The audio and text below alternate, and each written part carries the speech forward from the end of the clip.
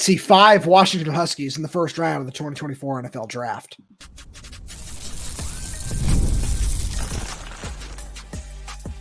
You are Locked On Huskies, your daily podcast on the Washington Huskies, part of the Locked On Podcast Network, your team every day.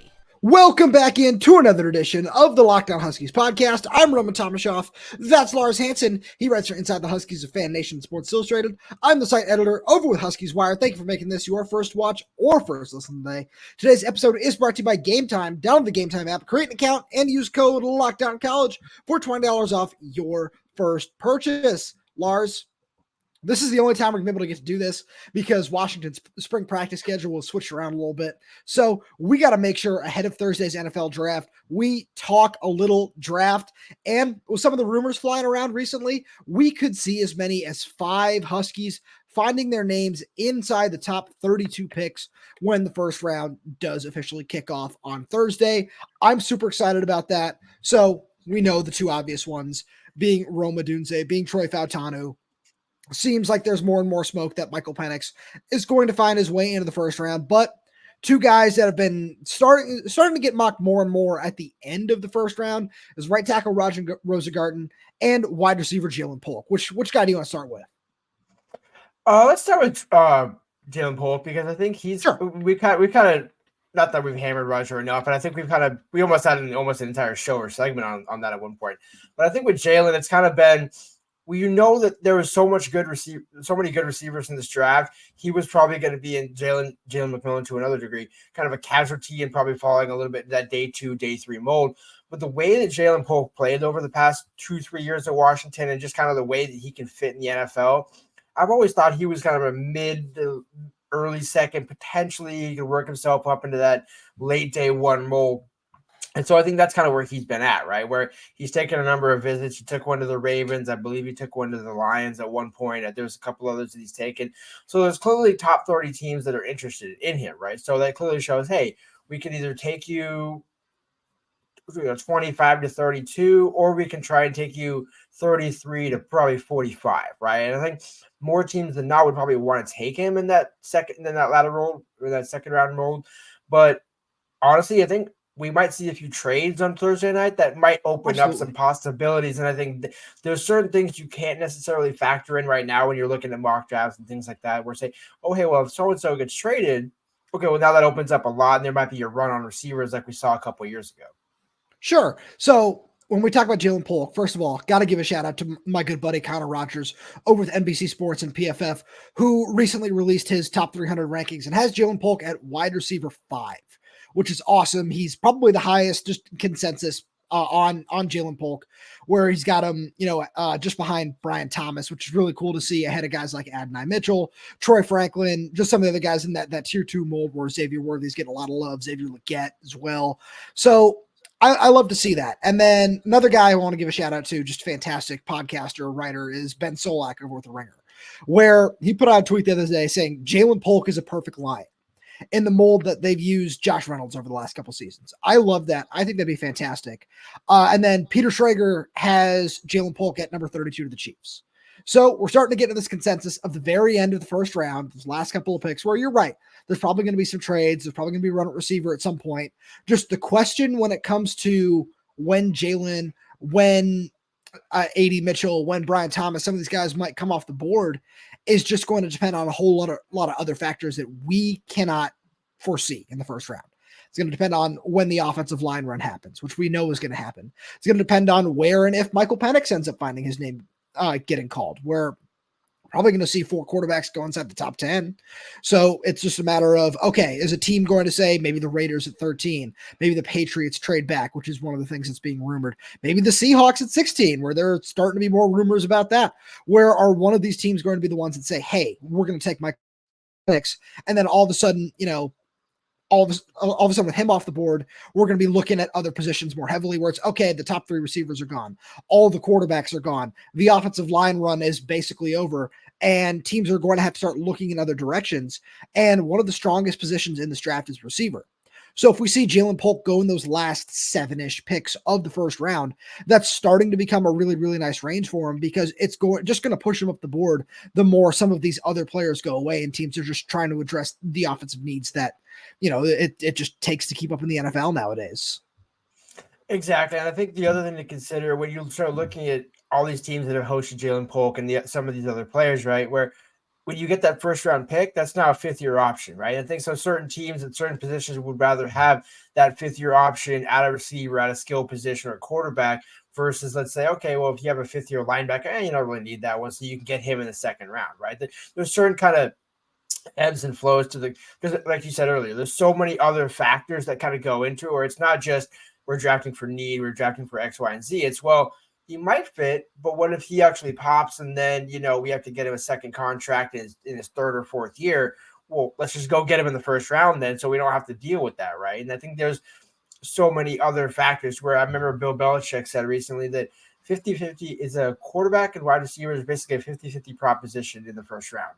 Well, when you look at what did Michael Penix and Ja'Lynn Polk do pretty well, they both were good at that 50-50 ball, right? So I think I'm going to bet on them. If we're saying, hey, 50-50 shot, who you taking, Penix and Polk? Yeah, it's probably a safe bet. Like, there's just certain guys where you kind of get a sense, and Polk's a guy where we've kind of seen him from day one work through so many things, and he only had really, one bad game in the last 2 years at Washington, and we don't even have to say which one it was because we both know which one it was. And I think when you look at guys that, okay, diva position, wide receiver, things like that, Ja'Lynn Polk is none of that. So I think that's why, there's no character concerns, workout warrior, things like that. Really funny guy, too, let's be real. When he does decide to open up and talk on camera, which I know is kind of not necessarily his favorite thing to do, but he's an interesting kid, right? And so I think there's so many reasons why when teams start to look and kind of evaluate who's the safe pick, who's a good pick, who can help the locker room, who's an old soul, Ja'Lynn Polk checks all those boxes. Absolutely. So with that being said, we got to spend a minute on Roger Rosengarten, who's in the same boat of just kind of, and when we talk about him, you could talk about this offensive line run that's going to happen where some scouts are saying, 8, 9, maybe even 10 offensive linemen could find their way into the 1st round. And all that does is bode well for Roger as well, where there's so many talented tackles. When you think about Troy Fautanu, when you think about Joe Alt, Olu Fashanu, Tyler Guyton, J.C. Latham, Amarius Mims, all these guys that are certainly going to find their way into the 1st round. It's just a matter of, okay, that next tier, the same thing. When is it going to happen? The Kingsley Suamataia is at BYU, the Jordan Morgan at Arizona, Roger Rosengarten's in that tier. So when you just kind of look at those guys, it's okay. When you get to the back end of the 1st round, some of these teams that are always looking for offensive line help, where when you look at the 49ers, the team he's being most consistently mocked to, when you think about John Lynch and Chris Forster being at Washington's practice to watch him work out week and a half ago, it just all kind of lines up, and they're a team that could certainly use that at number 31 overall with Trent Williams aging on the left side and just some of the things that if they want to continue to try to make deep runs in the playoffs, making sure you're solid along the offensive line is going to be a great way to do that.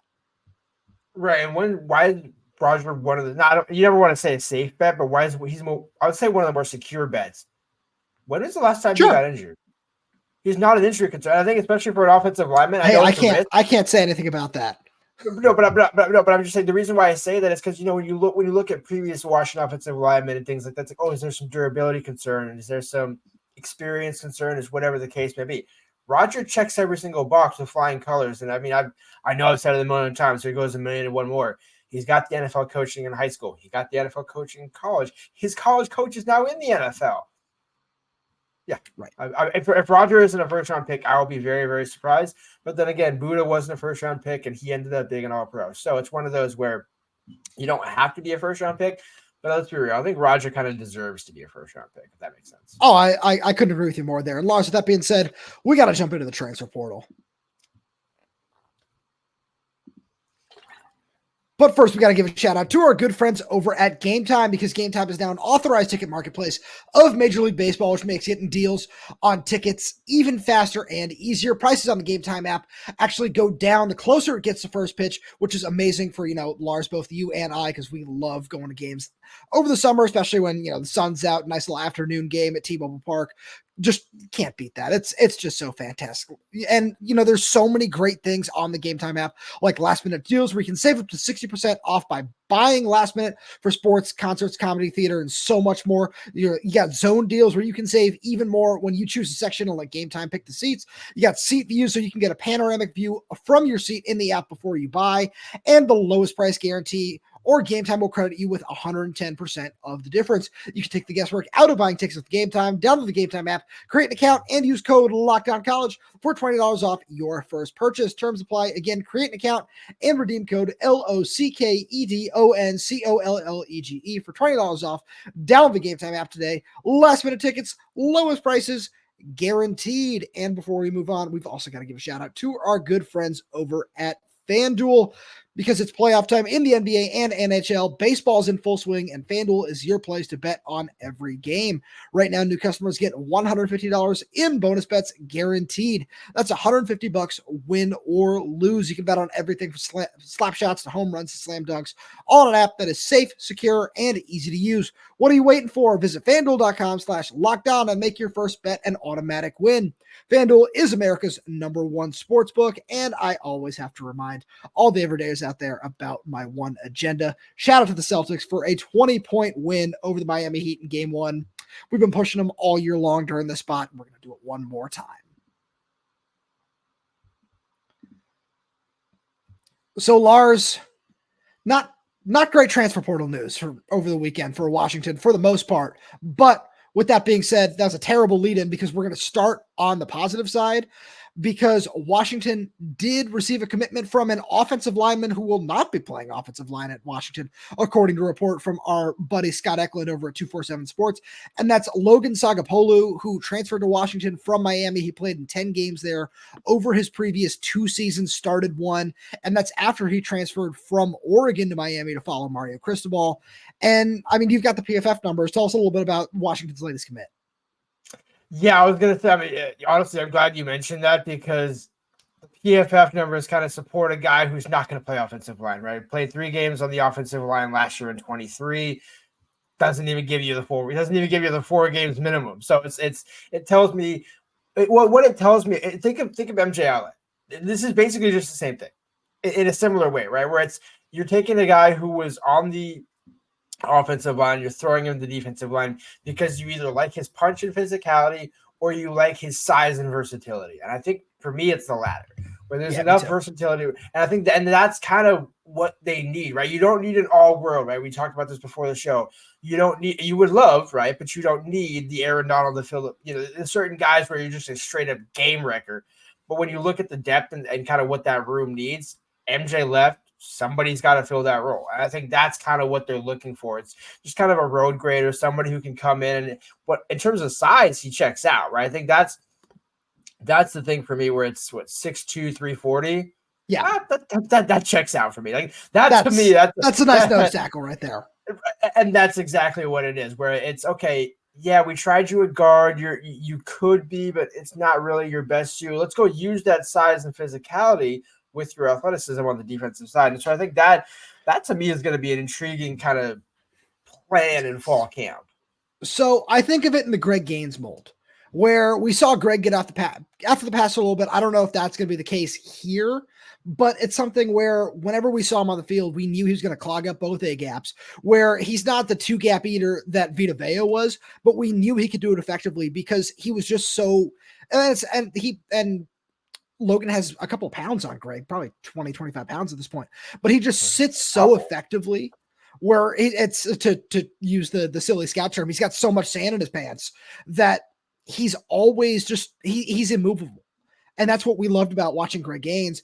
And that's what this could absolutely be, where he's not going to start, but he could find a way to be in the rotation. You go to some of these heavy fronts where you've got him at the nose. You can use a Sebastian Valdez and a Javon Parker alongside him, and you can find ways to make it work. But Lars, with that being said, that's not the only defensive line, because we're certainly going to cover more on some of these commitments, but it's just there's not a lot to tell when somebody plays on one side of the ball and then is going to make the switch in a new spot. Where I like Jason Kafusi. I think he's a really good coach. I think you do a good job with this, but on the other side of the coin, there was so much other news that we got to get to. We can't necessarily spend all our time there because Philip Bleedy, who is one of Washington's top targets along the defensive line, committed to Auburn. Yeah, and that's kind of a tough one where, again, Washington gets the first, and I think this is kind of the dangerous game you play, right? Whether it's the transfer portal or recruiting. We've talked about this at length in both situations where do you want the first visit or the last visit? Sometimes you don't even make it to the last visit. Sometimes the first visit you don't get off campus. The problem was when you started to look at Philip, and this is no disrespect to Philip, right? But when you started, the problem was for Washington, right? Where Washington gets that first visit April 3rd through 5th, right? Then you got about 10 days in between your next visit down to LSU and the 10th through the 12th. He canceled the Arizona visit during that time. Arizona was not going to get him anyways. Let's just be real. No offense to certain people who might be offended by that. But then you get the LSU trip, and it's like, okay, now he's SEC, right? Now so we're going from Washington to LSU at Big Ten to SEC. And then, again, what he had told me was he was looking at one other visit to 2 schools. Yeah. Ended up taking one of them to Auburn and never really came back. Didn't even get out of Auburn and to say, I'm not going to Norman. That's basically what he said. And then 2 days later, he ends up committing to Auburn, signs with Auburn this morning or Monday morning as we record the show. It's when Auburn officially announced that he had signed because, again, they did announce that he committed. And I was in my head thinking, okay, well, let's just wait until the paperwork's in, wait till the actual confirmation. Didn't take long. It didn't, but again, that you know as well as I do, that can go the other way real quick, right? Where, hey, I committed, but then haven't gotten anything yet, still not here, still not coming out of the portal until I sign. So yeah, so I think that's why they brought up, we can talk about the Stephen F. Austin transfer. There we go. Yeah, Brandon Lane. And so I think, but there's a number of other defensive linemen that Washington has been keeping lukewarm to high interest in, even with Philip coming on campus. And so I think they weren't pigeonholing themselves, but then on the other side of the coin, okay, well, clearly he was your top target. Now is he like, okay, now do you say, oh, we didn't want him anyway? Well, no, you did want him, but is it okay that you like end up not getting him as long as you can find 2 other guys in the middle, right? Because I think if you don't get Philip, you kind of have to get 2, and then do we count Logan as one of the 2, and then you say Brandon Lane's the other potential? Yeah, no, you have to count him as one of the 2. We're right. Yeah, like one guy that I am going to be keeping my eye on throughout this. Where you talked a little bit about Brandon Lane, where I like him. I think he could be disruptive, and he's somebody who's a little bit flexible with that inside outside, kind of in something I wrote about over on Huskies Wire, Devon Gotcha, where he can play just like all over the defensive line, mainly on the interior, but has that flexibility and the athleticism to play nose or a true defensive tackle all the way out to a 4 or 4-eye. And the other guy I'm keeping an eye on is Jermaine Lole, who announced on Twitter that, when he announced his list of official visits, that he's supposed to be at Washington on Monday. We know he received a crystal ball to Oklahoma over the weekend, so we'll kind of see what that looks like. But those are the 2 guys where you kind of have to close on them now, right? Where when you look at Logan, you see somebody who, yeah, he's got 2 years of eligibility remaining, but you can't necessarily utilize either of those as a redshirt reserve role at this point in time, which is tough. And that's frustrating just from the situation that they're in. And we're going to talk about it in the next segment. That doesn't even cover the offensive line, where we're expecting a whole lot to happen, and none of it has. And it's starting to just kind of get down to that crunch time of, when is this going to happen? When are we going to see this? And, the getting Logan is a really nice start, but it's not enough on the interior for what this team might need right now at the same point.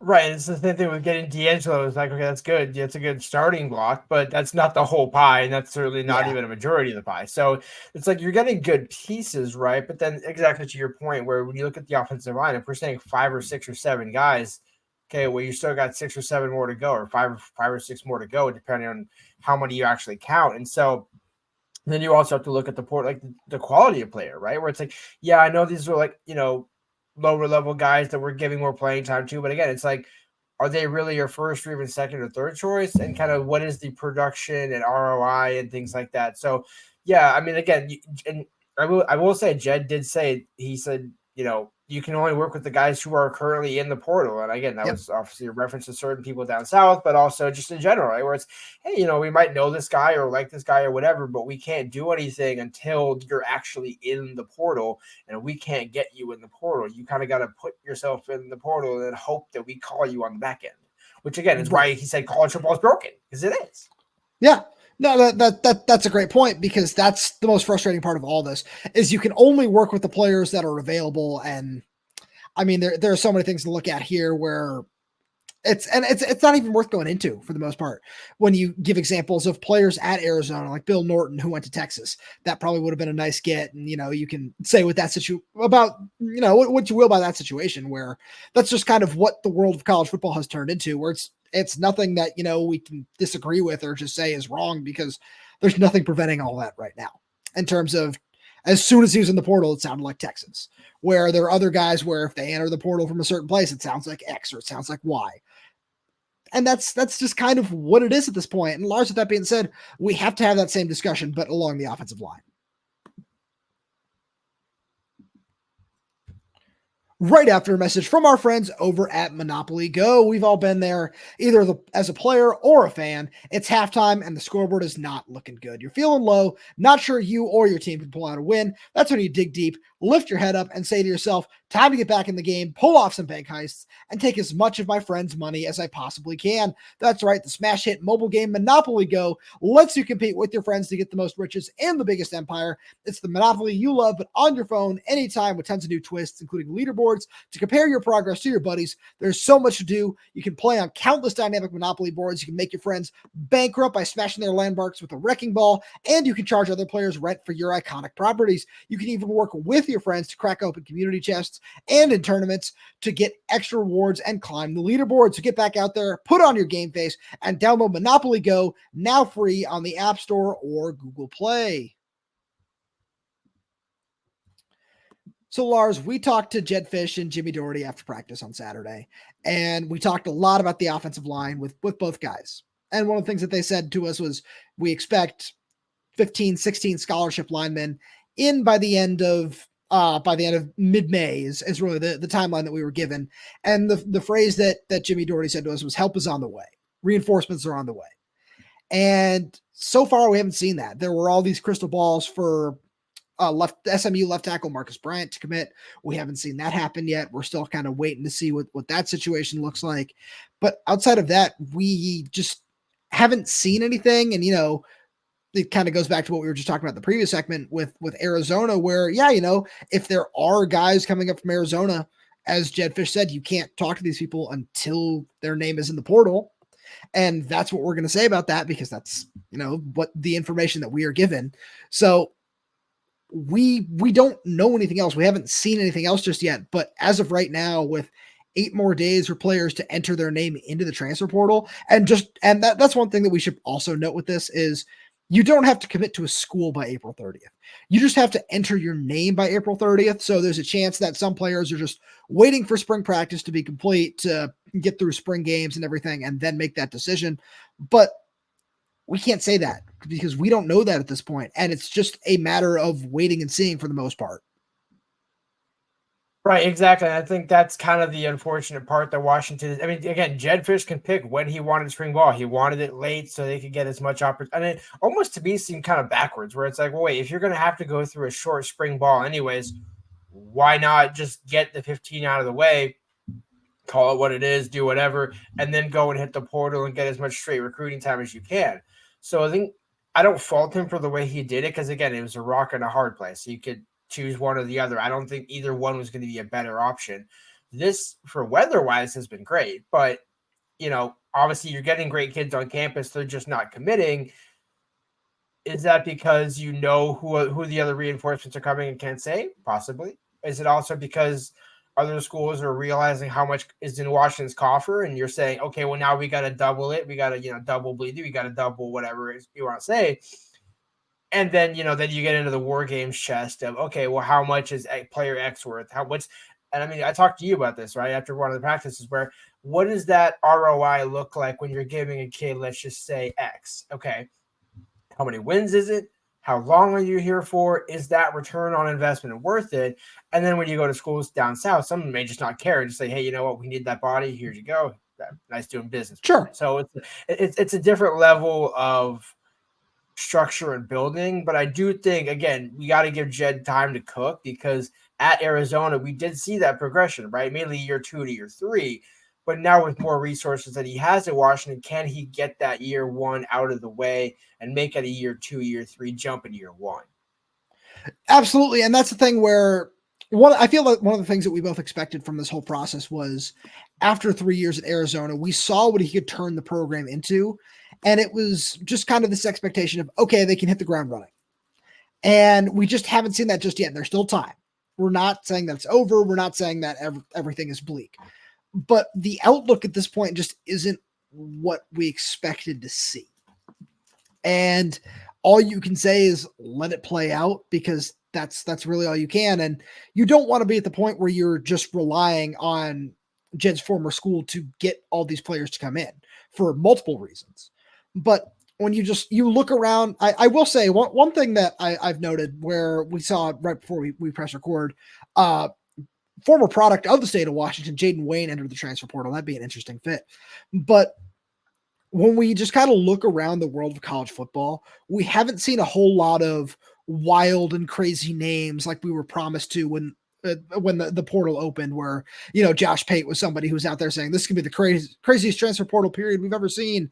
And, the Caden Proctor thing, yeah, that technically counts because he couldn't enter his name till a certain date, but that's not part of this.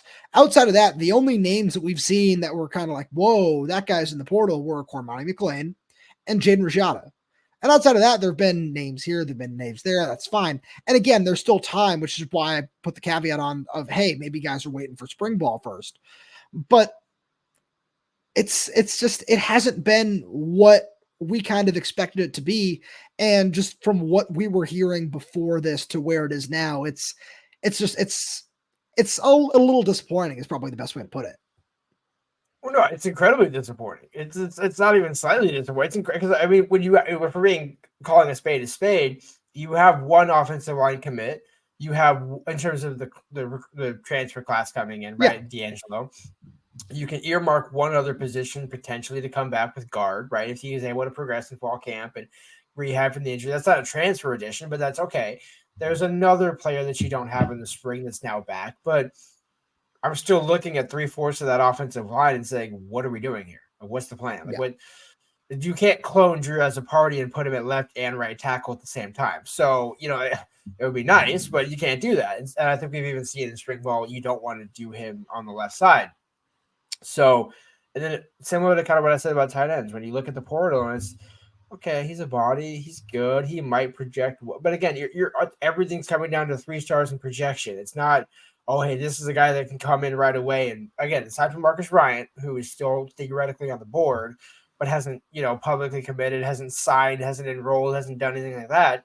So until he does any of those steps, you can't say, oh, well, they got him. You can't close an account before it's actually signed on the dotted line. So in order to do that, and that's not a reference to what the situation is there, I'm just saying in general, just until he signs his NLI, you can't do anything.